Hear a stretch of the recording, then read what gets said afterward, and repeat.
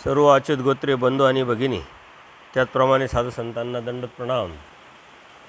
सर्वज्ञ श्रीचक्रप्रभूंनी या सृष्टीवरती अवतार घेतल्यानंतर या जीवाच्या हिताकारणे, भल्याकारणे, अयोग्य जीवाला योग्य करण्यासाठी व ज्ञानाला व प्रेमाला पात्र करण्यासाठी ज्या अनंत लीळा परमेश्वरांनी केल्या, त्या लीळेंमधून आपल्याला जो समज, बोध आणि जाणीव करून दिलेली आहे, त्या समज, बोध, जाणीव आपल्या जीवनामध्ये उतरून आपण परमेश्वराला प्राप्त करण्याचा प्रयत्न करत आहोत। परमेश्वर खडकुलीला आहे आणि खडकुलीला असताना अत्यंत महत्त्वाची लीळा आणि महत्त्वाचं जे धर्म आहे तो आज आपल्याला पाहायला भेटतो, ऐकायला भेटतो आहे। ते स्थान जरी उपलब्ध नसलं तरी लीळा उपलब्ध आहे, त्यातलं महत्त्व उपलब्ध आहे। त्यामुळे ज्या वेळेस आपण ते चिंतन करू, त्यावेळेस परमेश्वराला आठवू आणि ह्या लीळेच्या माध्यमातून आपल्या अंतःकरणामध्ये परमेश्वराला आणण्याचा प्रयत्न करू, त्यावेळेस ते स्थान आपण वंदन केल्यासारखंच आहे। अत्यंत महत्त्वाचं म्हणजे आचार्य नागदेव यांचं अनुसरण खडकुलीला झालेलं आहे आणि खडकुलीला असतानाच आता आचार्यांना अनुसरण झाल्यानंतर ते अत्यंत आवडीनं परमेश्वराच्या सेवेमध्ये आहे। चिकित्सा आहे, प्रश्न आहे, त्या अनुषंगाने ते देवाला प्रश्न विचारतात। परमेश्वरही त्यांना वेळोवेळी प्रसंगानुरूप असेल किंवा त्यांनी प्रश्न विचारल्यानंतर चिकित्सा म्हणून असेल, परमेश्वर तत्त्वज्ञान सांगतात। परमेश्वराने त्यांना अनुसरण दिल्यानंतर मुंडन करायला लावलं, भिक्षेची झोळी हातात दिल्यानंतर भिक्षा मागायला लावली आणि भिक्षेचे अनेक वचनं परमेश्वराने त्यांना सांगितलेले आहे। त्यानंतर परमेश्वराने नामाचं महत्त्व आणि नामामुळं काय होतं आणि काय होऊ शकतं हे आपल्याला आचार्यांच्या माध्यमातून आपल्यालाही एक समज आणि जाणीव करून दिलेली आहे। त्यानंतर परमेश्वर अनुसरल्यानंतर परमेश्वर या जीवाचं कसं सहाय्य करतात, जीवाला कसं सहाय्य करतात, तर परमेश्वराच्या प्रवृत्तीनं माया संयोग योग सहाय्य करत असते। अशा पद्धतीनं आचार्यांच्या माध्यमातून आपल्याला भरपूर तत्त्वज्ञान सांगितलेलं आहे आणि आता भटोबासांना सर्वज्ञांची फार आवडी निर्माण झालेली आहे। परमेश्वराचं सन्निधान आहे। सात भेटीमध्ये परमेश्वराने त्यांना घडवलं, मडवलं, प्रसंगानुरूप तत्त्वज्ञान सांगितलं। चिकित्सा जी त्यांनी केली त्याचं यथार्थ ज्ञान त्यांना करून दिलं आणि त्यानंतर सातव्या भेटीत बोध दिल्यानंतर परमेश्वराने त्यांचं अनुसरण पण घडवलं आहे। आचार्यांचं अनुसरण झालेलं आहे आणि आचार्य आता देवाबरोबर राहत असताना बोध झाल्यामुळं अत्यंत आवडी परमेश्वराची संचरली आहे आणि थोडाही वेळ ते देवाला सोडू शकत नव्हते। सर्वज्ञांची सेवा करायचे, सतत परमेश्वराबरोबर असायचे आणि परमेश्वराचं जे सेवादास्य ते करायचे, त्या सेवादास्यावरती स्वतःच खुश व्हायचे। ही एक जीवाची प्रवृत्ती सांगितलेली आहे की किती ज्ञान जरी झालं आणि परमेश्वराने बोध जरी दिला तरी जीवाच्या मनामध्ये, अंतःकरणामध्ये काय गोष्टी, काय भाव येऊ शकतो याचं उदाहरण, याची समज, याची ज्ञान आणि जाणीव परमेश्वराने या लीळेच्या माध्यमातून आपल्याला करून दिलेली आहे। आपणही धार्मिकता करत असताना कधीतरी स्थानवंदन करतो, क्रिया करतो आणि धार्मिकता करत असताना आपण खुश होतो का माझ्यासारखं मीच करू शकतो।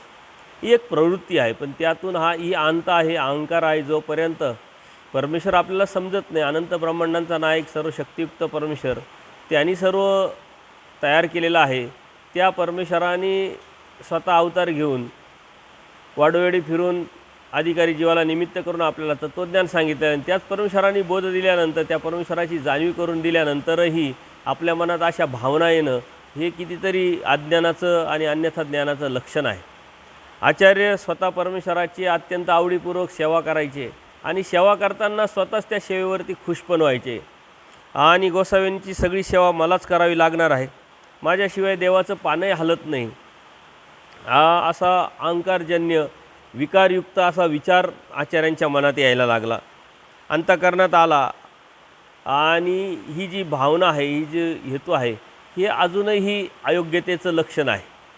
परंतु आचार्यांना परमेश्वरांनी घडवलं, मडवलं, वेळोवेळी प्रसंगानुरूप त्यांना सावध केलं, तसं परमेश्वर आपल्यालासुद्धा सावध करतात, जाणीव करून देतात। परंतु ती जाणीव आपण समजून घेतली पाहिजे।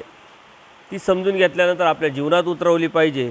असंच एके दिवशी बटोबा मातीकाम करत होते. त्यांच्या मनामध्ये एक भावना, नकारात्मक विचार, एक विकारयुक्त विचार येत आहे आणि गुंफेत देव आसनस्थ असलेल्या ओसरीवर आसनस्थ आहे.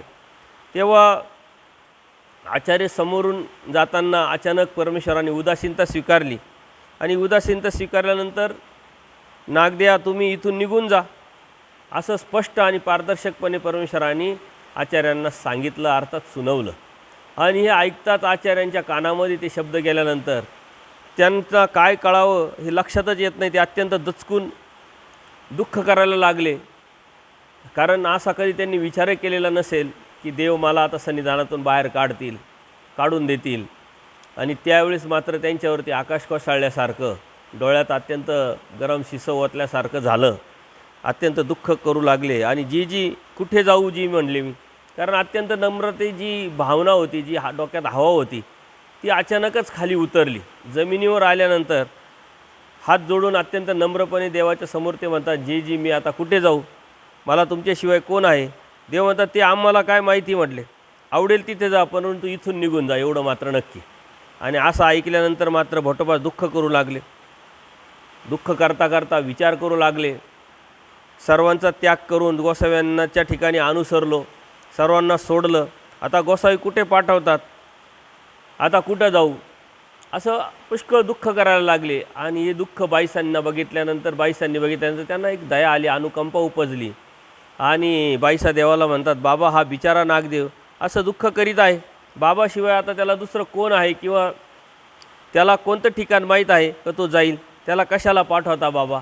अशा पद्धतीनं बाईसासुद्धा कळवळीनं देवाला विनंती करतात आणि सांगतात. परंतु देव स्पष्ट सांगतात, बाई हा येथून पाठविल्या न वचे तरी या ते खूप मोठं विघ्न असेल. जर मी जे पाठवतोय आणि पाठवूनही जर हा गेला नाही तर याच्यावरती खूप मोठं विघ्न आलेलं आहे. आणि त्या विघ्नामुळं नेनो कोण एक ती एकी ठाई नेऊन घालील, जे येतीची शुद्ध वार्ता नेनिजे म्हटले. हे मी सांगतोय, हे सांगितल्यानंतरही तो जर जात नसेल तर हे जे आलेलं संकट आहे त्याला कोणत्या ठिकाणी नेऊन घालील तर त्याला शुद्धी वार्ता पण राहणार नाही, अर्थात खूप मोठ्या नरकात तो पडेल. म्हणून त्यांनी इथून जाणं हे त्याच्या हिताचं आहे, त्याच्या भल्याचं आहे आणि त्यानं निघूनच जावं. अशा पद्धतीनं परमेश्वराने अत्यंत निश्चयात्मक त्यांना सांगितलं. आणि इथे थांबू नये म्हणे बाई, त्याच्यासाठी फार वाईट आहे म्हटले. प्राण्याला स्वतःचं हित कळत नाही म्हटले, तर त्याला इथून पाठवून द्या म्हटले. आता बाईसांच्या लक्षात आलं तर खूप भयंकर काहीतरी झालेलं आहे. देवाने स्पष्ट सांगितलं. नंतर बाईसांच्या लक्षात आल्यानंतर बाईसांना नाविलाज झाला आणि देव स्पष्ट सांगतात की त्याला इथून पाठवून द्या. जीवाला स्वतःचं हित कधी कळत नाही, काय बोलावं, काय विचारावं, काय ऐकावं, काय विचार करावं, काय चिंतन करावं, आपण कोण आणि बोध होऊनही परमेश्वर कोण हे न समजल्यामुळं असं होतं. आणि त्यामुळं बाईसांचा नाविलाज झाला आणि देवाचा जो निश्चयात्मक जो निर्णय होता तो दोघांनी ऐकल्यानंतर मात्र आचार्य अत्यंत दुःख करू लागले. भटोबास आता घाबरले, कारण आजपर्यंत ठीक होतं का देवानी सांगितलं जा म्हणून, परंतु देव स्पष्ट सांगतात की याच्यावर खूप मोठं संकट आलेलं आहे. आणि संकट ऐकल्यानंतर आणि इथून नाही गेल्यानंतर हा कुठं जाईल यालाही समजणार नाही, याला शुद्ध राहणार नाही. आणि त्यामुळं आचार्य अत्यंत घाबरले आणि विचार करू लागले, आता जावं तर लागेल. आणि देव म्हणतात तुला जिथं आवडतं तिथं जा. आता काय आवडतं असं म्हटल्यानंतर ते विचार करायला लागले. घर तर निषिद्ध आहे, सहवास निषिद्ध आहे, कारण आचार्यांना अनुसरल्यानंतर स्पष्ट सांगितलं आहे स्वदेश, स्वग्राम आणि संबंधियांचा त्याग तो विशेष त्याग आहे, त्याच्यामुळे तिथं जाणं योग्य नाही. दादोस तर धर्माचरणाला घातक, कारण दादोसांवरतून देवानीच स्पष्ट त्यांना सांगितलं होतं की यांच्याकडं आता कधी जाऊही नका, यांचं काही ऐकूही नका आणि यांना जवळही करू नका, यांच्या जवळही राहू नका. अशा पद्धतीनं देवानी जे सांगितलं ते आता त्यांना सर्व आठवतं आहे. दादोसांचा विचार येताच त्यांच्या लक्षात आलं आहे धर्माचरणाला घातक आहे, यांच्याकडे जाणं अयोग्य आहे आणि सर्व दर्शने आहे, अमोचक आहे, मुक्तिदायक नाही. तर मग आता काय जावं, कुठं जावं, कशा पद्धतीनं करावं, अशा पद्धतीनं विचार करता करता त्यांच्या अचानक मनात येतं आणि सर्वज्ञांनी रुद्रपूरला जो अवतार सांगितलेला आहे तिथंच जाऊ. कारण याच्या अगोदरही आचार्य बराच वेळा गोविंदराव बाबांना जाऊन भेटून आलेले आहे परंतु गोविंदप्रभू बाबांकडे हे पाठवायचे म्हणून हे जायचे, परंतु परमेश्वर आहे बोध झाल्यानंतर त्यांना कळालं का गोविंदप्रभू बाबा हे सुद्धा परमेश्वर आहे. आणि मग त्यांनी सांगितलं गोविंदप्रभू बाबा रुद्रपूरला जे आहे ते परमेश्वरी अवतारच आहे असं देवाने आपल्याला सांगितल्यामुळं आता आपण त्यांच्याजवळच जावं असा निश्चयात्मक आचार्यसुद्धा विचार करतात आणि देवाकडे येतात, नम्रपणे श्रीचरणावरती मस्तक टेकून दंडोत घालतात आणि देवाला सांगतात की जे मी रुद्रपूरला जाऊ का, मी रुद्रपूरला जाईन. अशा पद्धतीनं सांगितल्याबरोबर देवाचं जे औदासीन्य होतं, जी तीव्रता होती ती अत्यंत कमी झाली आणि देव अत्यंत प्रसन्नतेने म्हणे ऐसे होय निके विचारिले, निके विचार केला, चांगला विचार केला, असं असावं, अशा पद्धतीनं असावं. कारण जीव आदमती आदगती आदरती मतीत रहे. कधी केव्हाही काही विचार करायची वेळ आली का पहिले नकारात्मक विचार करतो, नीच गतीचा म्हणजे खालचा विचार करतो, ऊर्ध्वगतीचा विचार त्याच्यात येत नाही. परंतु बोध झाल्यानंतर परमेश्वराची धार्मिकता करत असताना समर्थवादावरती निष्ठा ठेवल्यानंतर आपण ऊर्ध्वगतीचा विचार करायला लागला पाहिजे. आणि तीच साधना आहे, चांगला विचार करणं, चांगलं चिंतन करणं, चांगलं बघणं, चांगलं ऐकणं, मनामध्ये वाईट विचार न येऊन देता ऊर्ध्वगतीचा विचार करणं, आपल्या बुद्धीला चांगला विचार करण्याची सवय लावणं, हे बोधाचं लक्षण आहे. आणि आचार्यांनी ते केल्यानंतर देवाची ही जी तीव्रता आहे औदासीनच्याची ती पूर्णपणे निघून गेली आणि देव प्रसन्न होऊन सांगतात व्यवहाराची बुद्धी धर्मी उपयोगाला आहे. म्हणजे ही जी व्यवहाराची जी बुद्धी आहे, कुठं जावं, कसं राहावं, काय करावं, काय नाही करावं, काय योग्य काय अयोग्य, कोण हिताचं काय फायद्याचं, ह्या व्यवहारी जी बुद्धी आहे ही धर्माच्या अनुषंगाने धर्माला उपयोगी लागेल अशा पद्धतीनं तुम्ही चांगला विचार केला आणि म्हणून व्यवहाराची बुद्धी धर्मी उपयोगाला लावावी अशा पद्धतीनं देवानी अत्यंत प्रसन्नतेने त्यांना जाण्यासाठी अनुमती दिली. आता परमेश्वरपुराला जा म्हटले आणि मग आम्ही तुम्हाला बोलू तेव्हा या अशा पद्धतीनं देवाने त्यांना सांगितलं. आणि मग तिथला जो विधी आहे तोही विहीला कशा पद्धतीने जावं, कशा पद्धतीने राहावं, गावोनी गावा जावे म्हटले, श्रीप्रभूंना भेटावं म्हटले, नजरेच्या टप्प्यामध्ये राहून दुरूनच श्रीप्रभूंच्या खेळक्रीडा पाहाव्यात, खूप जवळ जाऊ नये. श्रीप्रभू बाबांची सेवा करताना जे नियम आहे ते पूर्णपणे परमेश्वराने त्यांना सांगितले. पूजा अवसरसुद्धा तिन्ही बघावा, लांबूनच बघावा, दुरून सेवा करावी, श्रीचरणावर फार वेळ मस्तक टेकू नये म्हटले, 3 प्रहर विजन करावं, 3ऱ्या पहारी भिक्षा करावी, भिक्षा करून तिथं जी विहीर आहे त्या विहिरीच्या पायऱ्यावरती जाऊन बसावं, तिथं जेवण करावं, भोजन करावं, केशवाच्या देवळात निद्रा करावी आणि आमचं नामस्मरण करावं, आम्हाला विसरू नये, आम्हाला सतत आठवावं. अशा पद्धतीनं परमेश्वरांनी त्यांना जो विधी आहे तो सांगितला. त्यावेळेस आचार्यांनी त्यांना विचारलं की जी कोणत्या नामाचं स्मरण करावं, कारण आता देवानी 5 नामं सांगितलेली आहेत आणि अत्यंत महत्त्वाचा प्रश्न ना आपल्यासाठी अत्यंत महत्त्वाचं ही जाणीव आहे, ज्ञान आहे, बोध आहे. आचार्यांनी असं विचारलं, देव म्हणतात 5वे ते निरंतर आठवीचे श्री चांगदेव रावळ हे जे नाम आहे हे निरंतर आठवायचं, त्यांनाच स्मरण करायचं, त्यांचं चिंतन करायचं, त्यांच्या लीळा आठवायच्या आणि त्यांचं सतत मनामध्ये अंतकरणामध्ये त्यांनाच आणायचं. अशा पद्धतीनं स्पष्ट परमेश्वरांनी वटवासांना हे सांगितलं. अर्थात आपल्यालाही परमेश्वराने तेच सांगितलं, 5वं ते निरंतर आठवावं. कोणत्या वेळ काळ प्रसंगीसुद्धा परमेश्वराचं जे 5वं नाम आहे तेच आठवा. कारण परमेश्वराने 5वं नाम जे आहे कलियुगामध्ये अवतार घेतलेला आहे, उभयदृश्य अवतार आहे, जीव उद्धरण्याचं व्यसन आहे, अयोग्य जीवाला योग्य करण्याची प्रवृत्ती आहे, कोणत्याही प्रकारचं उपाधिमत नाही, कटिप्रदेशी, त्यामुळं कोणत्याही प्रकारचं जीवाकडून अपेक्षा नाही आणि त्यामुळं परमेश्वर हे अलौकिक अवतार आहे. आणि अशा परमेश्वराला सोडून आपण दुसरं स्मरण करणं, चिंतन करणं, आठवण करणं हे आपल्या हिताचं नाही आहे. आणि म्हणून आचार्यांच्या माध्यमातून परमेश्वराने आपल्याला 5वं ते निरंतर आठवायला सांगितलं आहे. मग अडीअडचणी असो, संकट असो, आणखीन काही प्रॉब्लेम्स असो, जे बी आहे ते स्वामी श्री चक्रधरांनी आपल्याला जे तत्त्वज्ञान दिलेलं आहे, जाणीव बोध करून दिलेली आहे. आणि या सद्भक्तांच्या माध्यमातून आपल्याला अनंत लीळा करून जे समज देतात ती समज आपल्या जीवनात आपण उतरवलं पाहिजे. म्हणून आपण 5व्या नामाचं निरंतर स्मरण प्रवास करताना, उठताना, बसताना, काम करताना काही आपण करत राहिलो तर आपल्या मनाला, आपल्या बुद्धीला ही सतत सवय लावली पाहिजे परमेश्वराला आठवण्याचं, स्मरण चिंतन करण्याचं. वटोबासांनी विचारलं, जी प्रभूच्या दर्शनाला जात आहे तरी तिथे कोणाला वंदन करावं, कोणाची स्तुती स्तुमने करावी. कारण आता देवाच्या सन्निधानात आचार्य आहे, इथं त्रिकाळ पूजा अवसर 22 करायच्या आणि त्या माध्यमातून आचार्यांना एक सवय, एक संस्कार लागलेला आहे का देवाला वंदन करणं आहे, देवाची स्तुती स्तुमनं करणं आहे. आता आपण तिथं चाललो आहे म्हटल्यानंतर हे विचारून घेताय आणि त्या पद्धतीनं परमेश्वर म्हणतात, वानऱ्या जिथे जावं तिथं जयाची वंदीचे त्याची वाणीचे. आता तुम्ही गोविंदप्रभू बाबांकडे जाताय तर गोविंदप्रभू बाबांना वंदन करा, गोविंदप्रभू बाबांचं स्तुतीस्तुमन करा, तिथलेच पूजा अवसर बघा आणि त्यांची सेवा करा जिथं गेले तिथं. नाही तर आपलं असं आहे, ऑफिसला गेलो का घरचा विचार, घरी आलो का ऑफिसचा विचार, सत्संगात बसलो का कामाचा विचार, ह्या स्थानावर गेलो का त्या स्थानाचा विचार, ह्या नामाचं स्मरण करताना दुसऱ्या नामाच्या लीळा. अशा पद्धतीनं आपली संभ्रमावस्था आहे. यातून जे साध्य व्हायचं ते आपल्याला होत नाही आणि परमेश्वराने यातून खूप मोठा समज आपल्याला बोध जाणीव करून दिली का जिथं असाल, ज्या ठिकाणी असाल त्याचाच विचार करा, त्याचं चिंतन करा आणि तेच विचार करून चिंतन करून तिथं जे करण्याची इच्छा आहे किंवा जे करण्याचे कर्तव्य आहे तेच तुम्ही करा. अन्यथा आपलं हीच बळबळ झालेली आहे की आपण एका ठिकाणी असताना दुसरा विचार करतो, दुसऱ्या ठिकाणी असताना चौथा विचार करतो, त्याच्यातून एक ना धड भाराभर चिंध्या. त्यामुळं ज्या ठिकाणी आपण आहोत तेच आपण विचार करून इमानीद्वारे जे आपण जर सांभाळलं तर नक्कीच परमेश्वराचं साह्य होतं.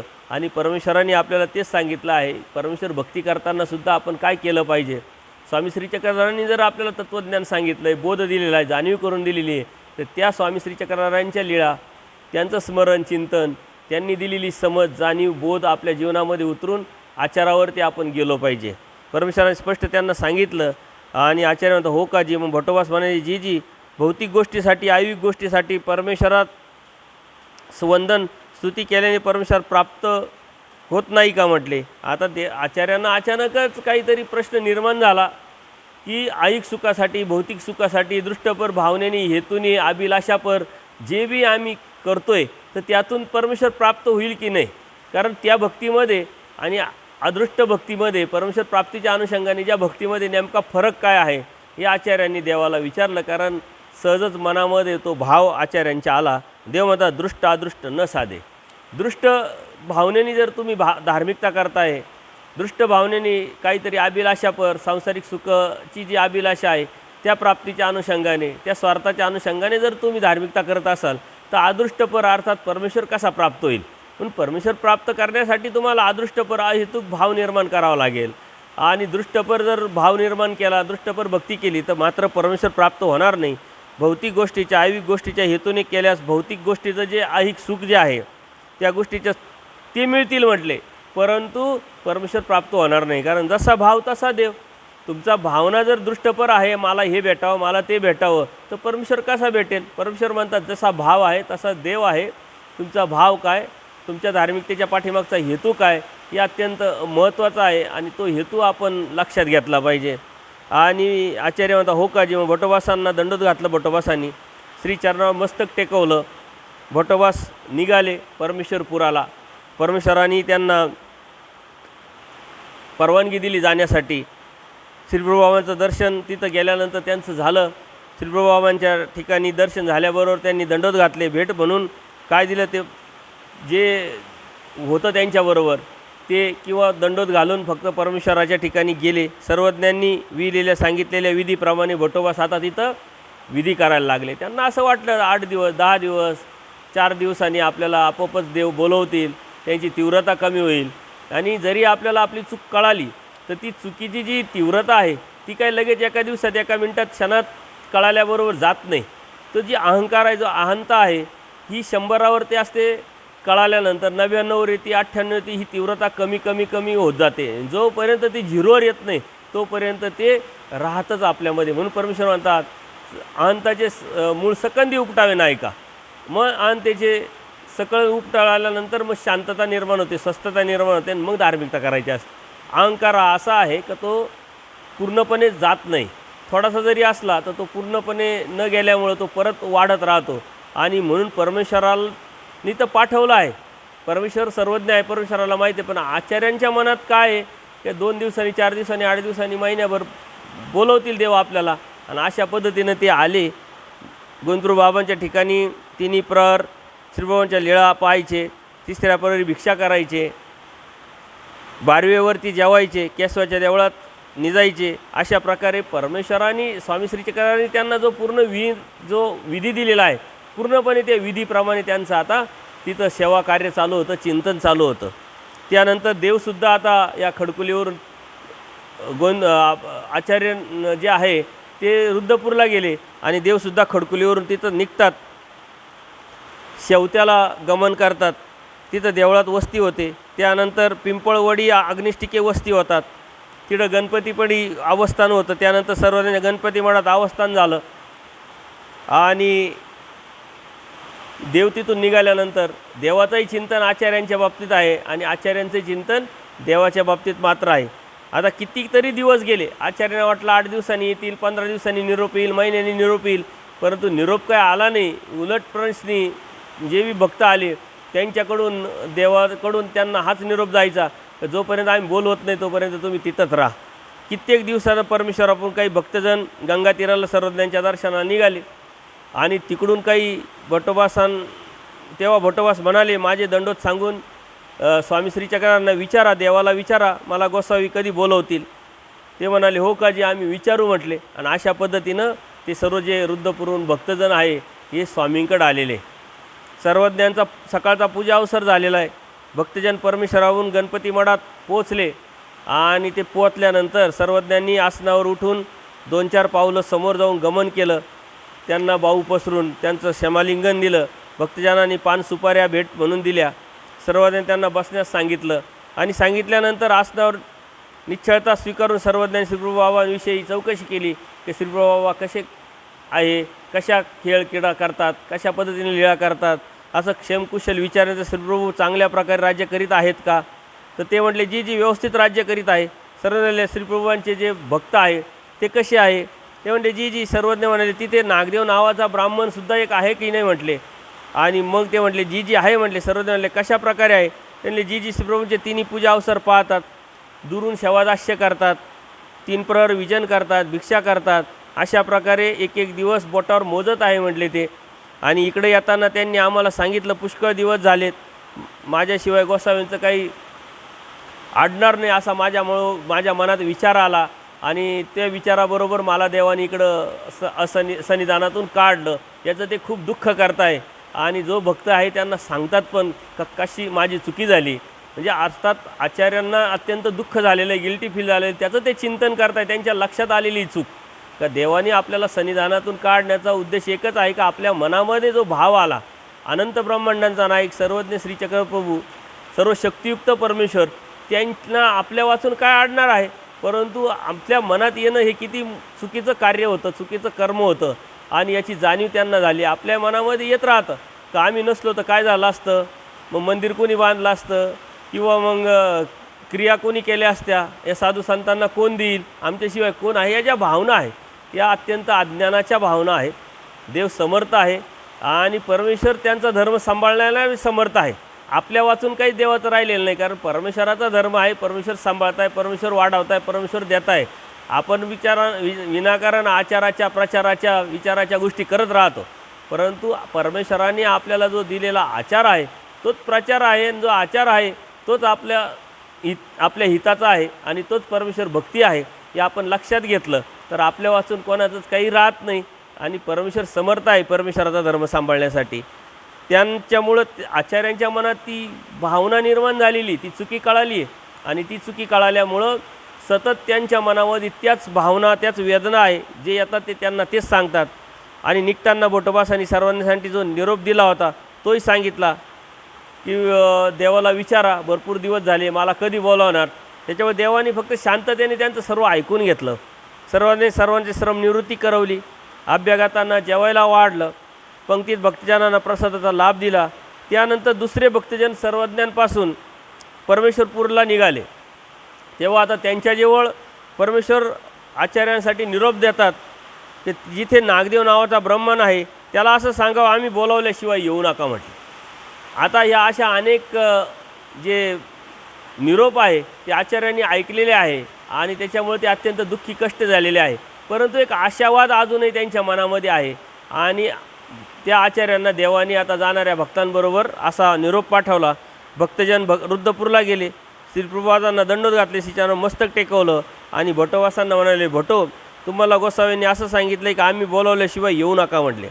ते ऐकून भटोबासांना फार दुःख झाले आणि माझ्याशिवाय गोसावींचं काय अडणार आहे, गोसावी मला आता कशाला बोलवतील, मी कोण आहे, माझ्याशिवाय गोसावींचं काय राहणार आहे, काय अडणार आहे, मी किती दुराचारी आहे, माझ्या मनात ह्या गोष्टी येणं हे किती चुकीचं आहे, अशा पद्धतीने खूप दुःख करायला लागले. आणि त्यानंतर मात्र एकदा नाही, दोनदा नाही, तीनदा असे निरोप आल्यानंतर मात्र त्यांची जी भावना आहे, जी अपेक्षा आहे, जो आत्मविश्वास आहे, तो पूर्णपणे ढळमळीत झाला.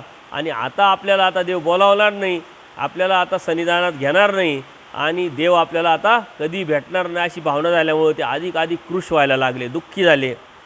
बोटवासांना फार दुःख झाल्यानंतर बोटवास अन्न खावेना, त्यांचं अन्न तुटलं, दुःख अवस्थेत ते राहू लागले. त्यानंतर त्यांचं शरीर फारच कृश झालं, अत्यंत कृश झाल्यानंतर अत्यंत आसक्ती त्यांच्यामध्ये आली, बारीक झाले. अन्नाशिवाय शरीरावर परिणाम होऊन म्हणून ते 2-1 घरी भिक्षेला जात असत, ते बी जाण्याची इच्छा नसायची. देवाने सांगितलं आहे म्हणून तो जो विधी आहे तो देव आचार्य करायचे. अशा प्रकारे ते राहत होते. त्यानंतर आणखी काही भक्तजन परमेश्वर पुरला सर्वज्ञांपासून जात असताना मात्र सर्वज्ञांनी त्यांना सांगितलं का तुम्ही लक्षपूर्वक ऐका मी काय सांगतोय. आदरपूर्वक श्रीप्रभूबाबांना क्षेमवार्ता विचारली. श्रीप्रभू चांगल्या प्रकारे राज्य करीत आहे का असं विचारलं. तिकडचे जे भक्त लोक आले त्यांनाही देवाने विचारलं की तिथे वृद्धपण नागदेव नावाचा ब्राह्मण आहे म्हटले, तर तो कसा आहे. आणि मग ते म्हटले जी तो काय म्हणतोय आता कशा प्रकारे आहे असं देवाने विचारल्यानंतर ते म्हणतात कसलं काय जी म्हटले आज उद्या तो, त्यानंतर त्याचं काही सांगता येत नाही, तो अत्यंत क्रूर झालेला आहे, अत्यंत त्याच्यामध्ये ग्लानी आसक्ती आलेली आहे आणि तो काही 2-4 दिवसच जगू शकतो म्हणले आता, त्यामुळं त्याचं काही खरं नाही. अशा पद्धतीनं देवाला त्यांनी निरोप दिला जे वृद्धपूरवरून लोक आले होते दुसऱ्यांदा. आणि मग मात्र देवाला त्यांच्याविषयी एक दया निर्माण झाली, अनुकंपा निर्माण झाली. आणि देवाच्या लक्षात आलं का आता जी अहंता आहे, जी अहंकार आहे तो अत्यंत झिरो होऊन गेलेला, आचार्यांमध्ये आता काही राहिलं नाही त्राण. आणि त्यानंतर आणखी काही भक्तजन वृद्धपूरला निघाले आणि निघताना मात्र आता देवाने त्यांना सांगितलं तिथे नागदेव नावाचा ब्राह्मण आहे, त्याला असं म्हणा का आम्ही तुम्हाला बोलावलं आहे, आम्ही तुमच्या भेटीसाठी अत्यंत उतावळी झालो आहे, आतुर झालो आहे आणि तुम्ही हे तिथं गेल्यानंतर प्रथम नागदेव आचार्याला निरोप द्या आणि नंतर गोविंदप्रभू बाबांचं दर्शन घ्या असं परमेश्वराने स्पष्ट सांगितलं. म्हणजे याच्यावरून देवसुद्धा किती आतुर झालेले आहे या भक्ताची अर्थात आचार्यांची भेट घेण्यासाठी हे लक्षात येतं. आणि मग देवाला त्यांना निरोप दिला का ताबडतोब या, जसं आहे तसं या आणि आम्ही पैठणला तुम्हाला भेट देऊ अशा पद्धतीनं तो निरोप त्यांना सांगितल्यानंतर नंतर म्हणले दर्शन घ्या गोविंदप्रभू बाबांचं, पण अगोदर निरोप आचार्यांना द्या. ते भक्तजन परमेश्वरपूरला गेले, श्रीप्रभू बाबांना दंडवत घालून श्रीचरणावर मस्तक टेकवलं आणि इतक्यात भट्टवासांना त्यांनी पाहिलं.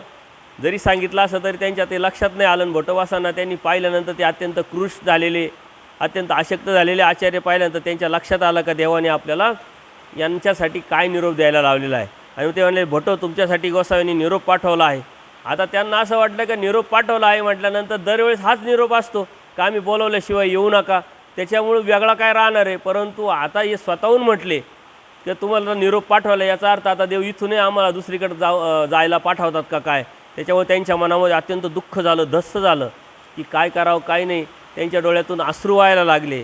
आणि मग मात्र ते भक्तजन त्यांना सांगतात का तुम्हाला निरोप पाठवला आहे, तुम्हाला गोसाव्यांनी बोलावलं आहे. गोसावी म्हणाले की आम्ही तुम्हाला भेटायला उतावळी झालेलो आहे, ते आतुरतेने वाट पाहत आहोत, जसं असेल तसं तुम्ही या म्हटले आणि पैठणला पोचा असं भक्तजनांनी निरोप दिल्यानंतर भट्टवासांच्या मनामध्ये जी दुःख होतं, जी तीव्रता होती, जी भीती होती, जी शंका होती ती पूर्णपणे निघून गेली आणि भट्टवास हरकून गेले. त्यांना बळ आलं, शक्ती मिळाली. त्यांना उठता येत नव्हतं, बसता येत नव्हतं, बोलता येत नव्हतं.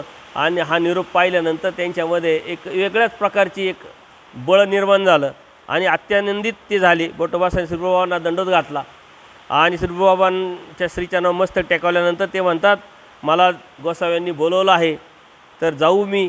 सर्वजण म्हणले आहो मला मेला जाय म्हणे असं दंडवत करून निघाले. आणि मग तिथं जे भक्तजन होते लाडवाचा चुरा लाडू असं तयार होतं ते हंसराजांनी शिदोरीत घातलं. भट्टवासांना पहिली वस्ती बेलोऱ्याला झाली. आता भट्टवास निघाले, त्यांना असं वाटलं का कधी देवाला भेटेल, कधी देवापर्यंत जाईल. त्याच्यामुळं 3 दिवस 3 रात्र आचार्य चालत आले कुठे कोणत्या ठिकाणी झोपले नाही. जात असताना उभ्यानीच भिक्षा मागायचे, उभ्यानीच जेवण करायचे. जिथं झोप लागली तिथं झाडाला उभ्या उभ्याच पारंब्याला हाताला धरायचे, थोडा वेळ आराम करायचा आणि तसंच पुढं निघायचे. अत्यंत कृश झालेले आचार्य झपझप मात्र आपल्या गोविंदप्रभू बाबांकडून स्वामी श्री चक्रारांकडे भेटायला चाललेले आहे. त्यांच्यामध्ये बळ आलेलं आहे. त्यांना आता कधी मी जाईल असं झालेलं आहे. अत्यंत वायाच्या वेगाने ते निघाले आहे. झाडाला धरून मस्तक टेकून ते तसेच उभ्यानी झोप घ्यायचे, उभ्यानी जेवण करायचे, आराम करायचा नाही, मुक्काम करायचा नाही, असं अहोरात्र देवाकडे ते आले पैठणला. त्यावेळेस सर्वज्ञाचा सकाळचा पूजा अवसर झालेला होता आणि सकाळचा पूजा अवसर झाल्यानंतर श्री चरणचारी देव उभे होते. आता देवाला माहीत आहे की आचार्य येणार आहे. सारे भक्त जो देवाच्या ठिकाणी आता देव गमन करतील आणि कोणत्या ठिकाणी जावं असा विचार करताय. आज महात्मे कुणीकडे खेळायला जातील, कुणी कुठे म्हणायचं, कुणी कुठं म्हणायचं, इकडं जावा तिकडं जावा अशा पद्धतीनं. परंतु देव म्हणतात आज वानरेशाला समोर जाऊ म्हटले. ज्याची एरी ठाईवरते त्याची एरी ठाईवरते. आता जे आपल्याला भेटायला येत आहे त्यांना प्रथम भेटावं अशा पद्धतीनं देवानी ही उत्साह प्रसन्नता स्वीकारलेली आहे. आणि आचार्यांना सामोर जाण्याच्या उद्देशाने ज्या रस्त्याने आचार्य येतात त्याच रस्त्याने देव भक्तांसमेत बरोबर देव आचार्यांच्या समोर गेलेले. आणि त्यानंतर सर्वज्ञ पूजन केलेल्या अवस्थेत भक्तजनांसहित नदीच्या पात्राकडील चासाकडे विहरणाला गमन करतात. तिथे इकडून जाताना उजव्या बाजूला असलेल्या बाबळीच्या झाडाखाली देवाचं आसन होतं आणि त्याच बाजूनी भटोबास राड गावच्या वाटेने 3 अहोरात्र प्रवास करत आलेले आहे. अक्षम्य त्यांचं अत्यंत अशक्त झालेले आहे. पावले त्यांचे सरळ पडत नाही. अशक्तीमुळं 3 दिवस चालण्यामुळं, 3 दिवस जागरणामुळं, वेळेवर जेवण नाही, कोणत्याही प्रकारचं त्यांना भान नाही आहे, मला देव कधी दिसतील अशी अत्यंत आवडी निर्माण झालेली आहे.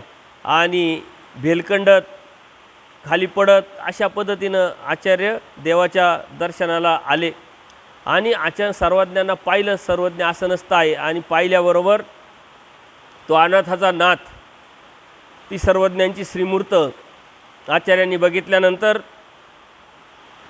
ते सामोर येतात, दंडोत घालतात आणि बटोबासांनी दंडोत घालतात. बटोबासांनी चरणावर मस्तक टेकावतात. आता विचार करा का ज्या आचार्यांना 6 महिने देवाने असं निधान दिलेलं आहे, या 6 महिन्यामध्ये कितीतरी वेळा स्वामी श्री चक्रधरांनी त्यांना निरोप पाठवलेला आहे की जोपर्यंत मी बोलवत नाही तोपर्यंत तुम्ही येऊ नका. एक छोटीशी चुकी, परंतु त्या चुकीचं प्रायचित्त 6 महिन्याचं.